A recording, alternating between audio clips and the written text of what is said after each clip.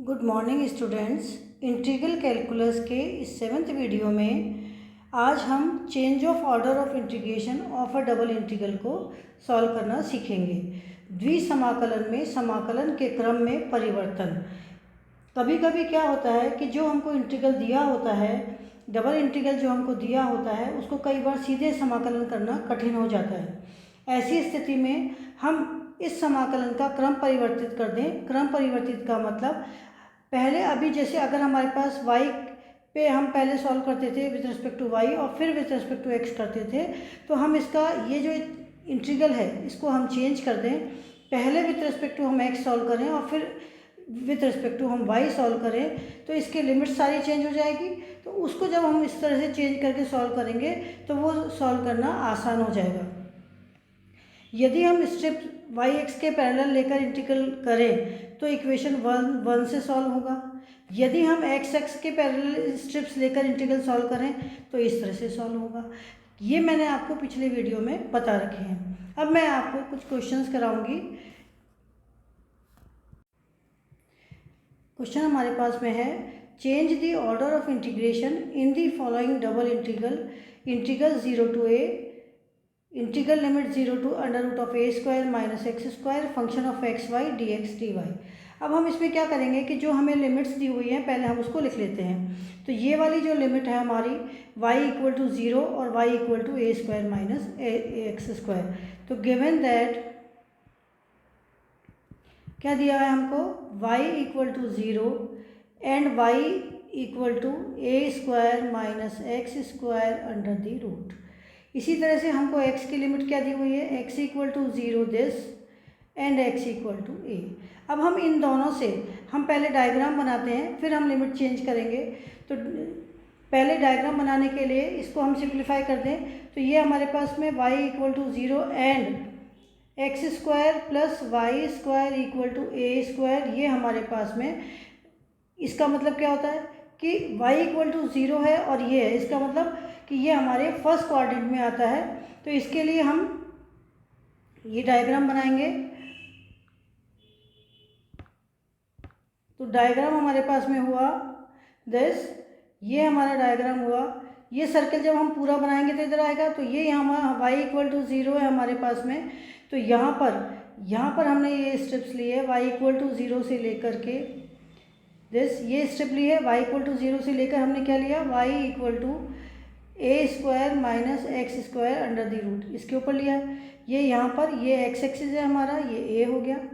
ये हमारा y axis है और ये हमारा ये भी a हो गया। ये इसकी रेडियस a है इसलिए ये a हो गया। सॉरी, इसको ठीक बना देते हैं।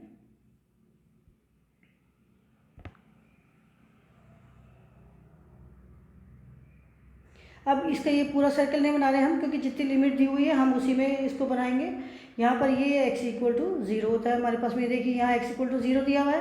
तो यहाँ पर ये हमारा सर्किल हुआ, ये x = a हुआ यहाँ पर दिस, यहाँ तक। तो इसके लिए अब हम इसके स्ट्रिप्स को चेंज करेंगे। जब हम इसके स्ट्रिप को चेंज करेंगे तो हम क्या करेंगे, ये हम डायग्राम बनाएंगे। सर्किल y ये हो गया हमारे पास में। सपोज ये a है, यहाँ पर ये a है। तो अब स्ट्रिप्स को हमको ऐसे लेना है। तो ये जब हम इस स्ट्रिप को ऐसे लेना है तो ये स्ट्रिप हमारी हो गई x = 0 और ये यहाँ पर जो हमारे पास में y² = x² + a² लिखा था उसको हम x में लेंगे। तो x = a²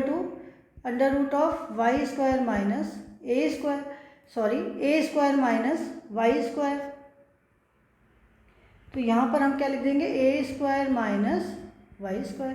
तो ये x = 0 से लेकर के हमारे पास में आएगा, x = 0 से लेकर के x = a² - y²। ये यहाँ तक आ जाएगा। सॉरी, ये मैंने यहाँ गलत लिखा है, इसको ठीक लिखेंगे हम। यहाँ पर ये है x² + y² = a²। तो x = दिस आ गया। इसके बाद में x = a² - y² √। तो ये हमारे पास में एक स्ट्रिप आ गई। इसको जब हमने पैरेलल टू x एक्सिस ले लिया, यहाँ पर ये y = 0 है। तो ये स्ट्रिप यहाँ से इस तरह से चलती हुई यहाँ तक पूरा करेगी।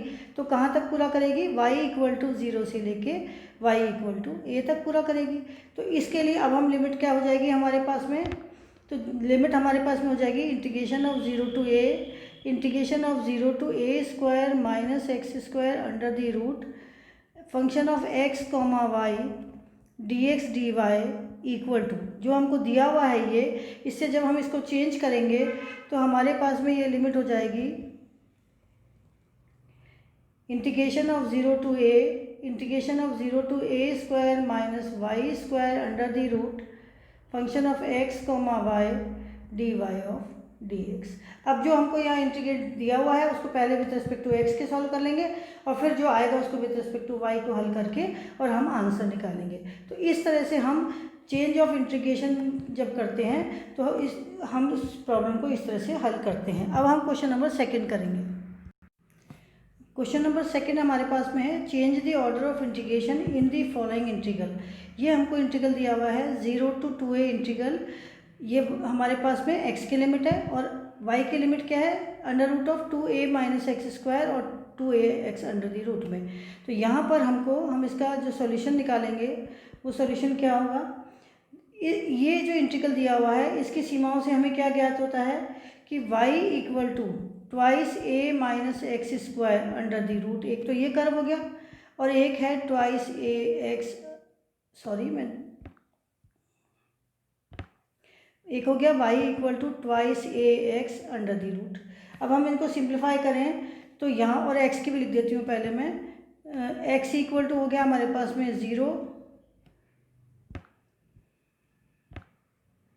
And x equal to twice a।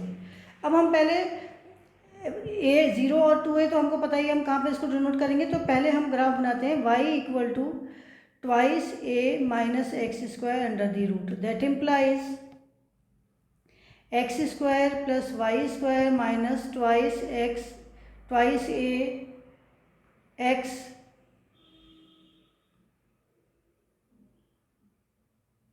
a x आएगा, सॉरी यहाँ पर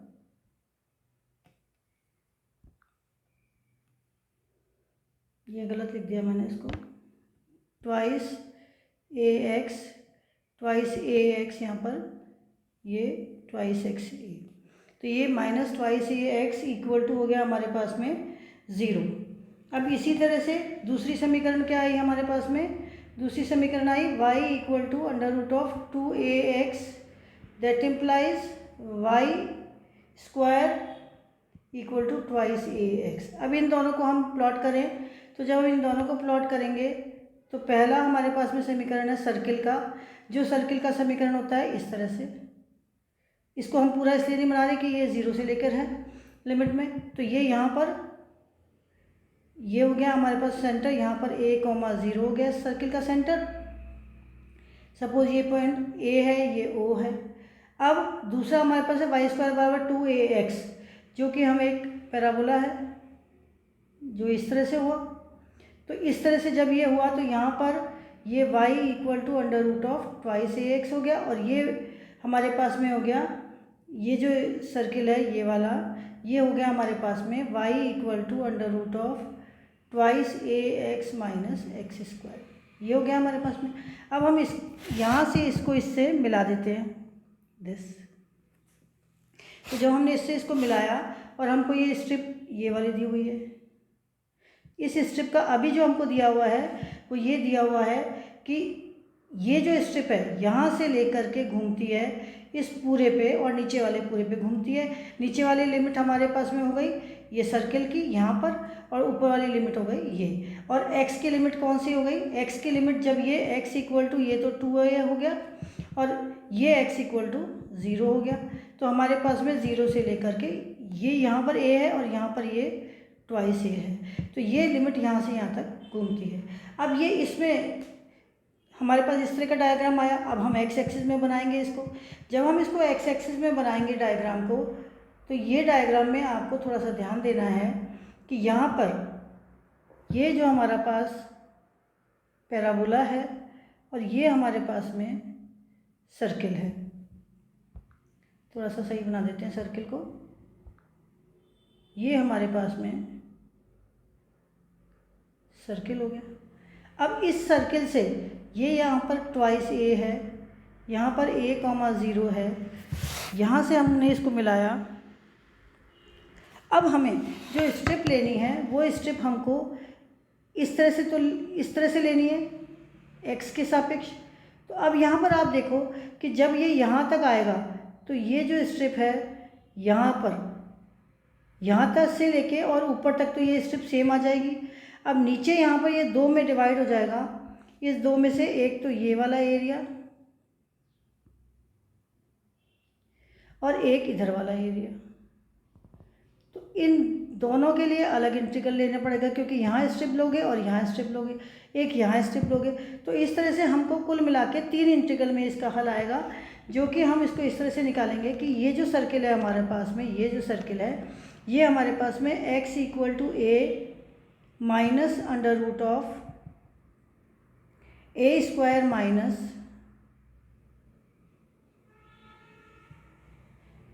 y²।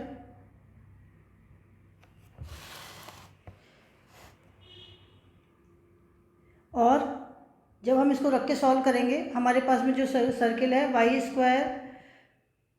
Plus x² minus twice ax = 0 है। हम इसको उधर ले जाएंगे, सारे x को एक तरफ करेंगे और उसके बाद में हम इसको ये निकालेंगे। तो हमारे पास में ये आएगा x = a minus under root of a² minus y²। यहाँ पर ये y = a है, क्योंकि रेडियस इस सर्किल की a है, तो ये y = a है। सपोज हमने इसको m लिया, इसको l लिया। ये जो पैराबोला है, जब हम इसको x में निकालेंगे तो ये हो जाएगा x = y² by twice a। यहाँ पर ये y = ट्वाइस a है पूरा, ये c है, ये l है। अब हमें क्या करना है, हमें अलग अलग लिमिट्स लेनी है। तो एक लिमिट आएगी y = 0 से लेकर के, ये वाली जो लाइन है ये हमारी y = 0 है, तो यहाँ से लेकर के और ये यहाँ तक, तो y = 0 टू y = a एक लिमिट आ जाएगी हमारी। जब y = 0 से लेके y = a आएगी तो हमारी x की लिमिट क्या आएगी, x की जो ये हमारी स्ट्रिप है ये यहाँ से घूमना शुरू करती है 0 से, और ये इस पे जाती है और ये इस पे जाती है। इसका मतलब तो हमारे पास में x = क्या आ जाएगा, हमारे पास में x = आ जाएगा y² बाई ट्वाइस a, ये वाले टर्म, और साथ में x = a minus under root of a² minus y², ये आ जाएगा। दूसरी वाली ये वाली जब हम इधर वाले लेंगे तो इधर वाले में y = 0 टू y = a, ये तो सेम आ जाएगा यहाँ 0 से लेकर के और यहाँ a तक। x की लिमिट चेंज हो जाएगी, x हमारे पास में क्या आ जाएगा, एक तो 2a आ जाएगा और एक इस कर्व की डेफिनेशन आ जाएगी और एक 2a आ जाएगा। तो x = a plus under root of a² minus y² and x = twice of a। अब ये तीसरे की लेंगे हम, एंड थर्ड की जब हम लेंगे तो y = 0, y = a से शुरू होगा ये, तो y = a एंड y = कहाँ तक पहुँचा, ट्वाइस a तक। और स्ट्रिप को जब हमने इसको ऐड करी है तो ये यहाँ से शुरू होकर यहाँ जाएगी और किस पे जाएगी, इस सर्किल पर, इस लाइन पर एक तो, और एक इस पर। तो ये हमारे पास में क्या हुआ, x = y² by 2a and x = twice of a। तो इस तरह से हमारे पास में ये 3 लिमिट्स में, 3 इंटीग्रल्स में चेंज हो जाएगा। तो इस समाकलन को जब हम परिवर्तित करेंगे तो हमारे पास में आ जाएगा integration of 0 to 2a integration of twice a minus x